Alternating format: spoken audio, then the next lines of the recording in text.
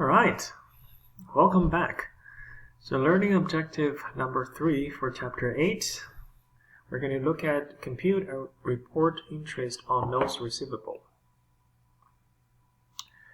Early on we mentioned that there are differences between notes receivable and accounts receivable. So accounts receivable usually does not bear any interest, when notes receivable generally charge interest from the day they are created to the day that they're due or maturity date. And then, of course, notes receivable basically means the company loaned money to an outsider, and then the outsider side signed a promissory note to pay back the principal and the interest. So first, how do we calculate the interest on a notes receivable? We have the three pieces of information that we need. We need the principal, we need the interest rate, and we need the time. Be careful here, the interest rate often is expressed in years, annual basis, and times are often a combination of month and years. So for example, we have three different scenarios. The same principal, $10,000, the same annual interest rate, 6%. Maturity dates are different. Some of them are mature in 2 years, some of them in 10 months. The other is in 2 months. So if we want to calculate the yearly or the first year interest for the first note receivable, then that's principal times interest rate times 1 year, that's $6,000. For the 10 month, the second one is principal 10,000 times 6% times 10 divided by 12. So why are we doing this here? We're converting the month into the year. We get 5,000, and then the last one, 2 month, we convert that by doing 2 divided by 12, and then we get $1,000. So let's look at an example here by using a diagram to indicating different dates. So first, on date number 1, we create a note. So that's on November 1st, 2018. The interest rate is 6%. Principal or amount of the note is 100,000. Maturity date is December 31st, 2019. And the fiscal year or the accounting year of the company ends on December 31st, 2018. So when we issue the note, that's easy to report: debit, note receivable, credit cash. We loan cash out, credit cash, 100,000. And here, by the end of 2018, we need to calculate the interest that we have earned up upon to that point, which is the 2 month of 2018. So how do we calculate the 2 month worth of interest revenue? Principal times interest rate times 2 divided by 12 equals $1,000. That's the interest we have earned but have not received cash payment by the end of 2018. So how do we record this? Interest rate receivable, 100,000. Interest receivable, 100,000. Because we have not get the payment yet, cash yet. Interest revenue, 1,000.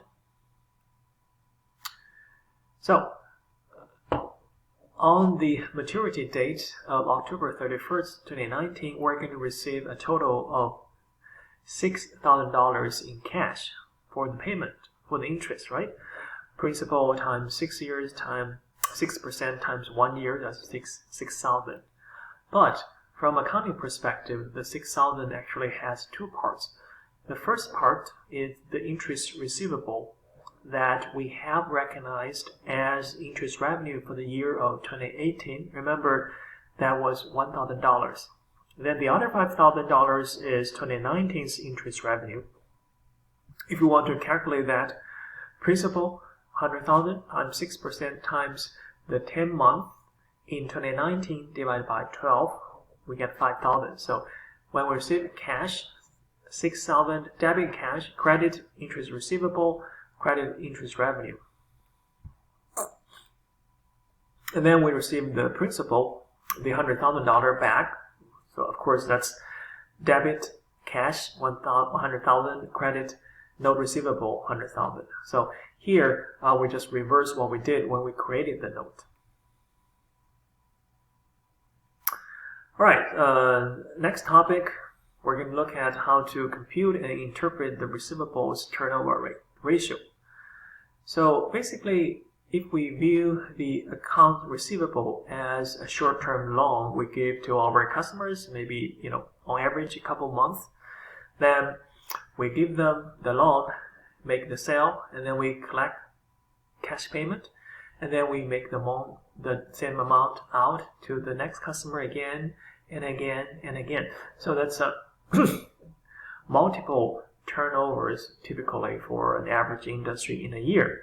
So here we're going to use the ratio of receivables turnover to analyze or indicate how many times the receivables turnover during a year. A related concept or ratio is the so-called days to collect, which is we use 365 days in a year divided how many times in the year the receivables turnover, and we get how many days it takes to collect. So let's look at some examples with numbers. So let's say you have a company that for a particular year, the net sales revenue is $500,000, and that divided by the average net receivable will give you the ratio of receivable turnover ratio. How do we get the average net receivables? A common way to calculate is to add the beginning net receivable and the ending net receivable. So basically, the beginning balance and the ending balance of net receivables sum together, divide by 2, get the average. So if the average is 50,000, so we get the 10 times. So our receivables turn over 10 times in a year. How do we calculate the days to collect? We have 365 days divided by the ratio, the receivable turnover ratio of 10. 365 divided by 10, we get 360.5 days. That's how many days it takes to collect receivables. When companies sell on account, remember, they specify the length of credit period. So one way to use or interpret this receivables turnover and days to collect is to compare yourself with your industry peers, with your competitors. So for example, we can see here for fiscal year 2016, our turnover ratio calculation for Apple is 13.2 times, and then the days to collect is 27.7 days. So you can compare your own historical performance over the years, so 2017, 2016, 2015, 2014. And you can compare that to your industry competitors and industry averages. So that's how we use it.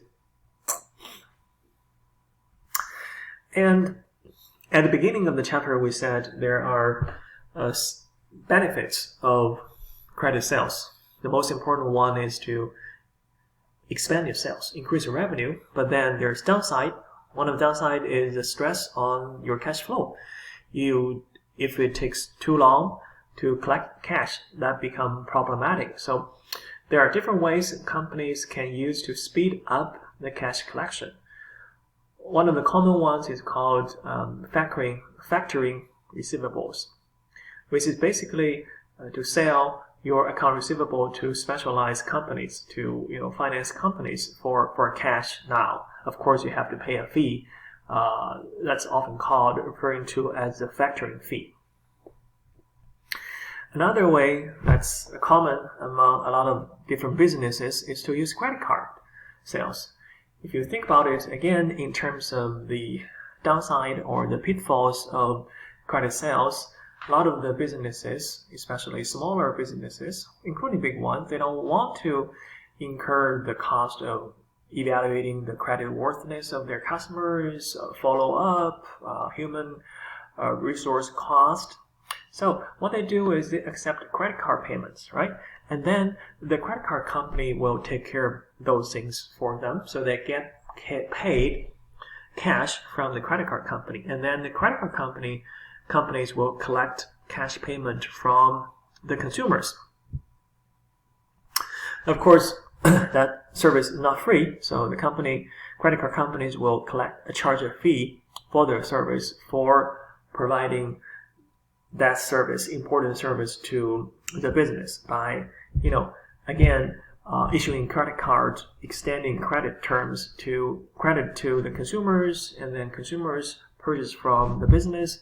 The business get cash payment from credit card company, and then credit card company collect the payment, oftentimes plus interest payment from the consumer. Assignment for Chapter 8. I have two parts here, assignment part 1 and part 2, because I recognize that Chapter 8 has a lot of content. So I'm actually divided Chapter 8 to 2 weeks. So graded assignment part 1 is for week 14, and then graded assignment part number 2 is for the last week of week 15. Again, part 1 is due by the end of Friday of 14, and then part 2 of the assignments is due by Friday of week 15.